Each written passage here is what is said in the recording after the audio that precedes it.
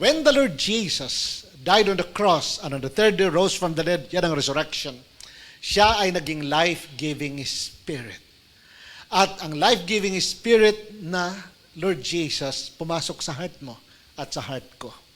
Kaya naman, siya ay in us, nag-i-start na mag-work. Ang life-giving Spirit, nag-i-start mag-work sa heart mo at sa heart ko, mga kapatid.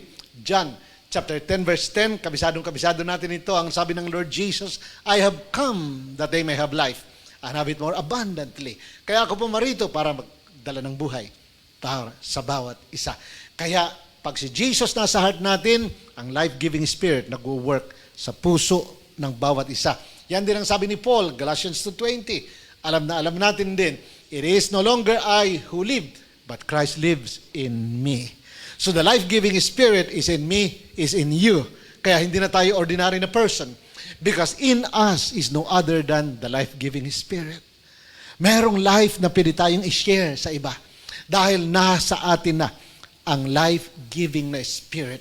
Walang iba kundi si Lord Jesus. Mga kapatid, yung branch, pag siya ay wala sa puno, siya ay patay.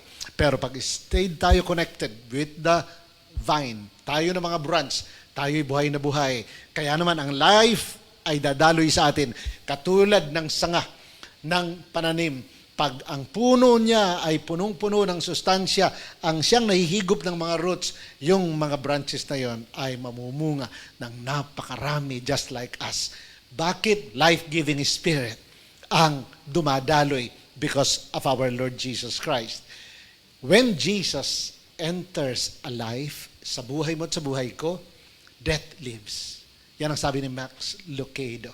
Pag ang Lord Jesus pumasok sa buhay ng isang tao, ang kamatayan sa kanya lumalayas. Bakit ang life ay dumaloy? Ang life ay nasa atin na. Kaya nga hindi na tayo takot na kahit ano pang mangyari sa mundong ito. Hindi tayo takot kahit sa mga missiles ng ano. Bagamat tayo pumupunta sa sa bomb shelter dahil requirement, pero kung pwede namang mag-pray na lang dito. Dahil kaya lang tayo ng ating mga kapitbahay din, sinisigawan tayo rito. Carlos, go na, go. Okay, go.